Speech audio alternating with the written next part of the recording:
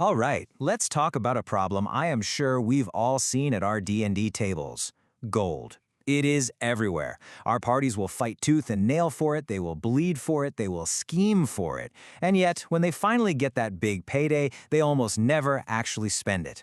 They'll risk life and limb for a chest of coins, and then They do this. I mean, how perfect is that quote? They sit on 10,000 gold like dragons with anxiety. If you've ever run a game or played in one past level 5, you know exactly what this feels like. It's this bizarre paradox, but it happens all the time. So the real question is, Why? Why does this happen? Is it just that players are greedy? Well, the short answer is no. Not at all, actually. This is a problem of game design, not a problem with your players. So in this explainer, we're going to break down exactly why gold so often feels kind of useless and, more importantly, how we can fix it. So, first things first, we've got to diagnose the problem. Why do our brave heroes instinctively morph into paranoid, gold-hoarding dragons? Well, it really just boils down to three main reasons. Here are the big three culprits. First, gold just has no emotional weight. Second, players are absolutely terrified of wasting it. And third, the game itself often does a pretty bad job of teaching them what it's even for. Let's dig into each of these. Okay, think about it like this. You give a fighter a +1 sword. Oh, they feel that. Immediately. It changes how they play, it feels powerful in their hands. But 10,000 gold? It's just a number on a character sheet. It just sits there. It doesn't do anything on its own, so it feels totally abstract. There's no gut-level excitement there. And that leads right into problem number 2, this deep-seated fear of waste. Players are always thinking ahead.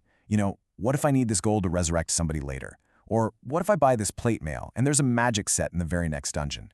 When you don't have a clear sense of what things are worth or what's around the corner, the safest, most logical thing to do is nothing. And that hesitation, it quickly becomes a habit. Which brings us to the third point. The game itself often trains players to be savers. I mean, let's be real. If every shop they walk into has the exact same boring longswords and ridiculously overpriced healing potions, players learn a very quick lesson. There's nothing here worth my hard-earned cash. So saving doesn't just feel safe, it feels like the smartest option. And this is the absolute key takeaway. We can't blame players for hoarding. They're just playing the game logically based on the rules and the world you've presented. It isn't some flaw in their personality, it's a behavior they have learned from the game itself. Okay, so if the problem is that gold feels pointless, what should its point be? This is where things get really interesting, because we can completely redefine what treasure is supposed to do in our games. It all boils down to these three powerful purposes. Meaningful gold should let players change the world in a big way, allow them to reduce risk or save time, or, and this is a big one, help them express who their character truly is. So, let's talk about changing the world. This is where gold has an impact that a sword just can't. Can your players use their fortune to bribe that corrupt vizier? Can they fund a new thieves guild, or maybe rebuild that town they sorta helped get destroyed? Gold should be a key that unlocks doors that steel and spells can't even scratch. The second purpose is all about making spending feel smart. Instead of a dangerous 10-day slog through the swamp, maybe the party can hire a guide with a safe 2-day route for a few hundred gold. Or maybe they can buy a critical piece of intel about the dragon's weak spot. This transforms spending from feeling like a loss into a savvy, strategic investment. And finally, my personal favorite, using gold as role-playing fuel. This is where it gets really personal. A wizard doesn't just want a pile of coins. They dream of funding their own personal library. A fighter wants to commission a one-of-a-kind ancestral weapon. When spending money is a direct reflection of who the characters are and what they believe in, players won't just be willing to do it. They'll be excited to.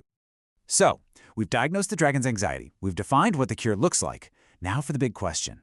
How do you, the Dungeon Master, actually put this into practice at your table? Well, here is a practical 4-step action plan to get your game's economy humming. It's a really simple process. First, make your prices transparent. Second, make sure spending gold has real, tangible consequences. Third, offer unique, limited-time opportunities. And last but definitely not least, just ask your players what they actually want. Let's start with transparency. Remember that fear of wasting money we talked about? Clear, consistent pricing is the antidote. If players have a rough idea of what things should cost, they can make decisions with confidence. It builds trust, and it gets them to actually open their wallets. Step 2 is all about making choices matter. When players spend a significant amount of gold, it should send ripples through the world. If they make a huge donation to the City Watch, maybe those guards show up as reinforcements in a later fight. If they invest in a local business, that should create long-term advantages and allies. Next up, you've got to create some urgency with scarcity. Maybe there's a traveling merchant with a super rare magic item, but she's leaving town on the morning tide. Or a legendary armorer is taking one last commission before she retires. When an opportunity isn't going to be there forever, it forces players to make a choice now, and it breaks that cycle of waiting for something better. And that brings us to the final and honestly the most important step of all. Stop trying to guess what your players want. Instead of writing up a generic list of magic items for sale, just ask them, hey, what does your character dream about? Then you can design those big-ticket items, those gold sinks, around their specific dreams. That's how you make spending absolutely irresistible. Okay, so let's bring this all home.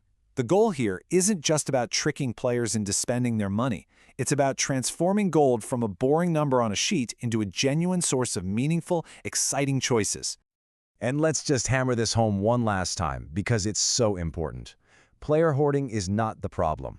It's a totally logical response to a game that hasn't made spending feel impactful or safe. The responsibility and the power to fix this starts with us, with the design of the game. This is what we're aiming for. This is the goal. Meaningful gold. It's a resource that feels awesome to spend because it has a real impact. Players feel safe investing it because they trust the game's economy, and the world actually rewards them for doing so. Because ultimately, it all comes down to this simple truth, doesn't it? The best D&D games aren't about who has the biggest pile of treasure. They're about making interesting, tough, and meaningful choices that drive the story forward for everyone. So I'll leave you with this to think about for your own game. Is the gold sitting on your players' character sheets just a number, or is it potential? Is it a bribe, a fortress, a legend? Is it a story just waiting to be spent?